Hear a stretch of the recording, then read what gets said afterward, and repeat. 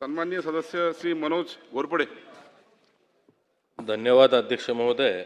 महाराष्ट्र शासनाने शेतकऱ्यांना शेती पंपासाठी अखंड व दिवसावीज उपलब्ध होण्यासाठी सौर पंपाची योजना राबवलेली आहे. आणि या योजनेअंतर्गत महाराष्ट्रातील अनेक शेतकऱ्यांनी शासनाच्या सूचनेनुसार आवश्यक कागदपत्रांची पूर्तता करून सुद्धा स्वतःच्या शेतामध्ये पाईपलाईनची कामे पूर्ण केलेली आहेत. तसेच सोलर कनेक्शन मिळण्यासाठी निर्धारित अनामत रक्कम डिपॉझिट देखील भरलेली आहेत.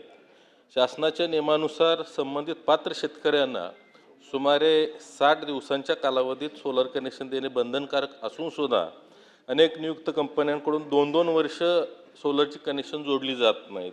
त्यामुळे सिंचनासाठी अडचणी निर्माण होत आहेत. त्याच पद्धतीनं बँकेकडून काढलेल्या कर्जाचे हप्ते वेळेत भरू न शकल्यामुळे शेतकरी आर्थिक अडचणीत सापडत आहे.